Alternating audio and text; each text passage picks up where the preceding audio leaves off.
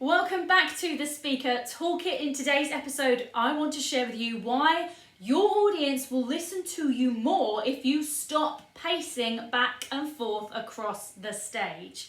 My name is Gemma Barnes. I'm a speaking and performance expert. I work with female visionaries, leaders, highly influential women and give them the confidence and the skills that they need to really own the stage when they're stood, on big stages, giving a big presentation, a keynote speech, or any form of public speaking where you're using your voice, you're using your performance energy and really stepping into the spotlight, captivate an audience, command an audience and hold their attention. So as I said, today is all about why pacing back and forth across the stage is actually disengaging your audience. And the reason why is because this back and forth pacing that so many speakers do is, firstly, it's unintentional, and secondly, everybody does it. So if you aren't the first speaker of the day, say you're doing a keynote speech, there's 10 speakers across one day, or it's maybe a 3-day event and there's going to be multiple speakers. If you are speaker number 13, 15, 21, 2 even, and you step on stage and you pace back and forth like the previous person did, you aren't breaking the pattern. You aren't breaking the cycle. You aren't doing anything different. And so the audience will naturally disengage quicker. I'm sure you understand this by this point, but because of social media, because of access to so many different things that we want in life as human beings, we can literally go on our phone, click and learn something in a heartbeat. I can ask Google, an alternative word to the word enthusiasm and get an answer straight away. I can go onto my phone and order food and literally have it delivered within 30 minutes or an hour.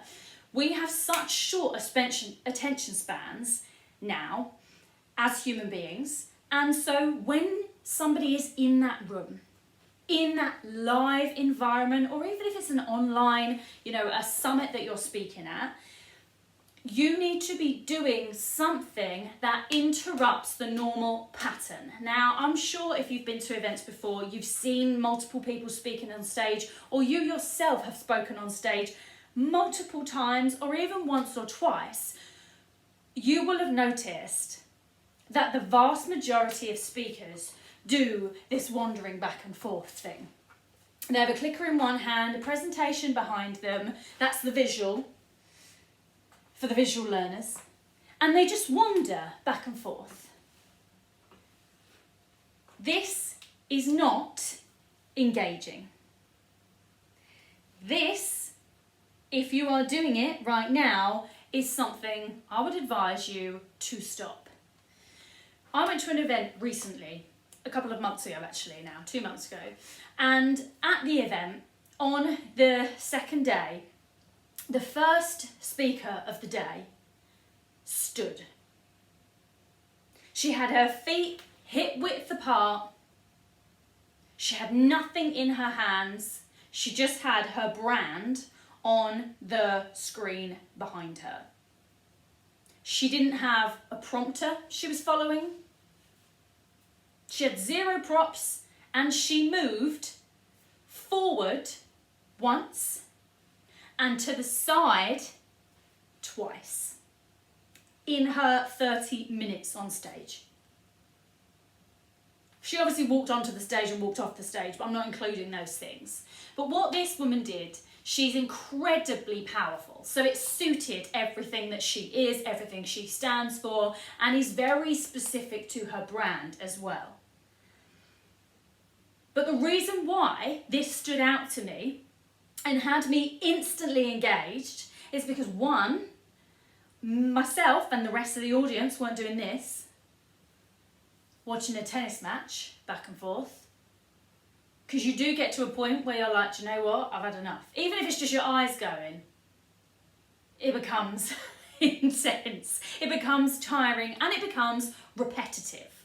If you want to stand out, you don't want to blend in with other speakers, and you really truly want your audience to listen to what you have to say, to see you for who you are, to be authentic, to really showcase your message, your belief, your story, whatever it is that you are telling on that stage, or whatever it is that you are on stage for, the purpose of you being on that stage, pacing back and forth is a distraction from what you truly are saying and want your audience to be feeling. So this lady, she walked on stage, she stood slightly off centre, that was intentional. She was ever so slightly off of the centre, and she stood there. She then asked something of the audience as she walked further forward, a couple of metres further forward, because she wasn't really far back. She was sort of, I'd say, sort of, if you're talking, this is the stage, this is upstage, so further back, this is downstage, further forward. She wasn't quite centre stage, she was ever so slightly between centre stage and downstage, which is the front of the stage. And she moved a couple of metres forward when she asked the audience to do something. She then, when she was reflecting on what she got the audience to do, walked slightly, probably again 2, maybe 3 metres over to her left. She asked a repeat, so she asked something again of her audience, something slightly different, but it was still asking the audience to interact with one another, she was inspiring an action, she was commanding an action. She, whilst people were doing this, walked back to centre stage and was stood very, very intentionally in the centre of the stage for the kind of conclusion, the end of her speech and of her message and what she wanted to deliver and say. She then walked off. That is it. And it was so powerful because you watched this. You felt this. You connected to her because she wasn't this continuous moving object. Movement is great. I'm not against movement at all. Movement can be incredibly powerful, but it's about choosing what movement based on the intention behind what you're doing. Wandering back and forth is a distraction. What are you distracting from? Because your message is important, right? Needs to be heard, needs to be known, needs to be out there in the world. So what are you distracting from? It's not the power of your voice, the power of the action you want the audience to take or the inspiration you want to deliver. There's a reason why you're pacing back and forth, and generally it's because you want to fill. You think you need a filler. You think you need to do more. That's what it always comes down to. You think you need to do more. You think you need to be the visual. Be the visual can be stood and not moving the entirety of the time. Be the visual can be prancing around, can be going into the audience, can be running in circles, can be air guitar. There is honestly nothing more boring than pacing back and forth. So how do you bring this, or how do you release this need to pace and wander and ultimately copy other speakers? Because that's what you're doing. If I said to you, why do you pace back and forth? I will almost guarantee that 99.9% of people will not know why they're doing it. Which means you don't need to be doing it. You don't need to do it. You are incredibly powerful as a female speaker with the message you have to deliver. You don't need anything that's going to lessen your power, lessen your status, lessen the impact that you are meant to deliver. Pacing back and forth will. So how do you practice something other than pacing? Well, first of all, I challenge you to stand and deliver your entire speech without moving. Once you've done that, or whilst you're doing that, you might recognise that the energy that is normally coming out through your pacing, through your walking around, will probably go into something else, i.e. crazy facial expressions, maybe communicative eyebrows. You might find that actually you become really handy, really gestury. You're sort of fidgety. You shift your weight from hip to hip. You play with your hands, you play with your hair. You're like, I need something. But the whole point of you standing completely stationary and delivering your entire speech, your message, your presentation, your keynote, the point of that is to show yourself that this unnecessary wandering and movement is not needed. That you are enough, that you are powerful enough, that you are clear enough, that you are confident enough, that you are visual enough, that you are using what you need to be using in your physicality and in your voice, and you're not covering a lack of or a feeling that you're lacking with the pacing back and forth. Now, if as a person you are naturally a bit of a wanderer, you can still have those wandering moments in there. Same as if you're naturally a very handy person, you like to use your hands when you do things, you can still use your hands. Mariah Carey is still doing this when she riffs because it helps her hit the notes. If using your hands, the visual, the movement of using your hands helps you, great. But what we don't want it doing is taking away the essence of what you are saying.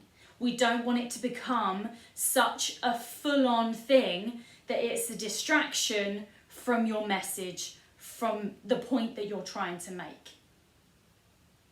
Which is what I see so many speakers doing. And it does come down to the fact that you've seen so many other people do it. You think that that's the way. You think you need to fill the stage. You can fill the stage by standing and owning the damn stage. You can fill the stage by intentionally moving. You cannot fill the stage by just pacing back and forth because it doesn't mean anything.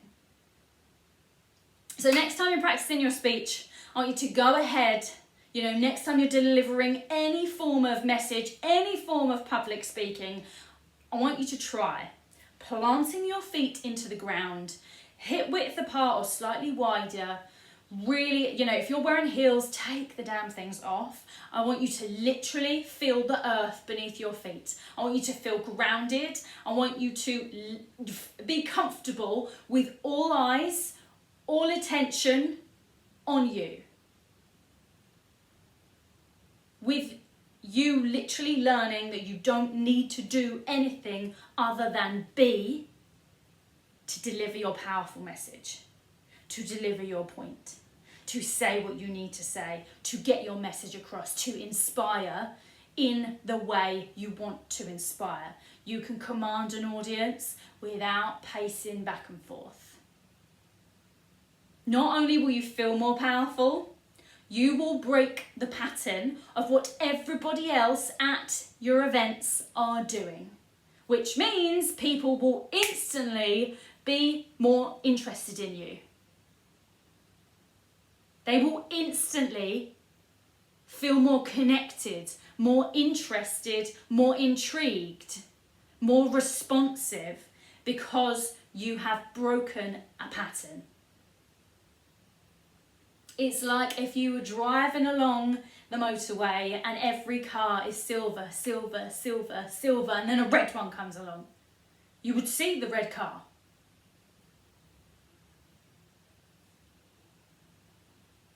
Give this a try. I'm going to be sharing more tips every single Friday. I will be sharing a video right here on YouTube on the Speaker Toolkit series to help you elevate your speaking, elevate your performance, and ultimately become the wildly known, booked out female speaker that shares her message, that changes lives and have an astronomical impact all around the world. I'm giving you every single public speaking skill I know so that you can go and absolutely kill it when you step on stage. Own the stage, dominate the stage, and amplify your impact. I'll see you on the next episode.